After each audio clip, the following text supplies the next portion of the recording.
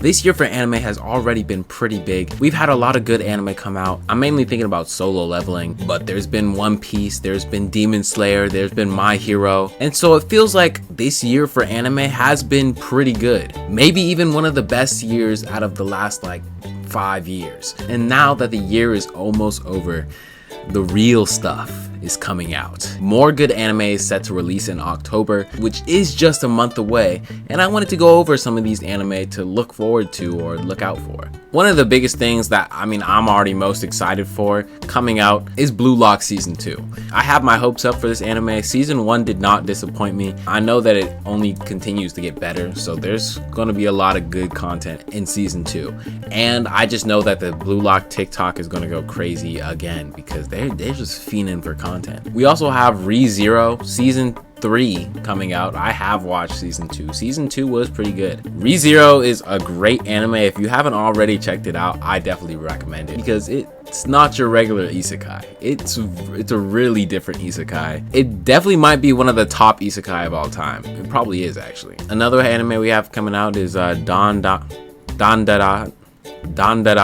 This anime has a fan base, people just waiting for this. I don't know too much about it, but I have seen people hyping it up on TikTok, so maybe this has a lot to offer. To me, I think this might be the seasonal kaiju number 8. You know, we had a kaiju number 8 last season. This is probably gonna be something like that. That's just my opinion. Never watched it or touched the content yet, but we'll see. It could be clean. We also have Arifureta. Not gonna lie, I did watch like season 1. Season 1 was pretty clean, and then I watched half of season 2, but this is a harem isekai, so it probably also will be a solid amount of fan service, so do with that as you will. Do you want to watch a harem isekai that maybe isn't going to be as good as it was season 1, but it's content. If you like it, you like it. Now we also have Bleach, the third part of Bleach coming out next month. Bleach has been going crazy. We cannot deny this. Bleach has been going crazy. We've been seeing so many clean new bankais and different forms for the Soul Reapers, and the plot is getting really deep with the Quincy King. So there's gonna be a lot of action, and I know it's something to look forward to.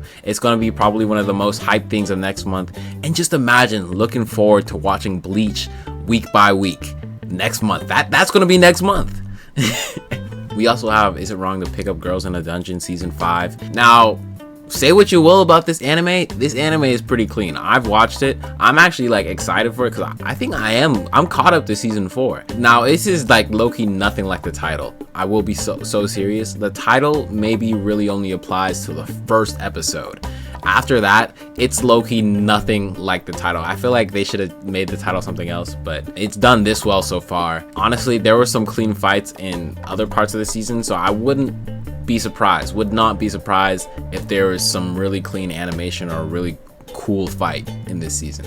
The last thing I personally would say to look out for is Dragon Ball Daima. Now, we all know it does look like a children's show. It probably is going to be centered towards like, you know, lighthearted towards children, but you never know. You never know with shows like these because it could be something to look out for. While it may seem super fun and kid-like, I feel like GT at first felt like that because, oh, Goku's the kid again. But while I do think this might be more, you know, lighthearted, there could definitely be some clean fights in this. Like, I wouldn't be surprised if there was some really cold animation just out of nowhere, and now we have young Goku and young Vegeta boxing.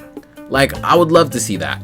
So definitely look out for it. October will not be a boring month. Trust me when I say that. 2 other anime that I think should get a shout out because, you know, they're coming out next month. There's going to be something with Blue Exorcist. I don't know if it's going to be a season or a movie, but it looks like it could be something interesting for Blue Exorcist fans. And also we're getting a season 2 to Sword Art Online alternative. So no, there won't be any Kirito, but a season 2 to the Sword Art Online show. Like, I've seen this on Netflix, or I haven't seen the show, but I've seen the thumbnail, all right? And it probably is a fun show, so there's probably going to be some more clean animation in that. But yeah, that's what there is mainly to look out for in October. A fire month, and remember, that's just October. That's just what's coming out in October, but that doesn't mean that's all that's coming out this year, because we have shows like Solo Leveling, which might release in these last few months before the year ends. A show getting 2 seasons in 1 year. Already crazy if they pull that shit off. And then, I know this isn't a show, we also have Sparking Zero. coming out next month, and Sparking Zero is probably gonna carry everything else. If it's not anime, it's gonna be anime games. This is gonna be a dominant month for anime in general. So tell me what you're most excited for in the comments. If you're gonna watch any of these, so am I. So, you know, maybe we see what we're both gonna watch. You never know, you might be watching something at the same time I'm watching something. But with that said, I'll catch you guys in the next one.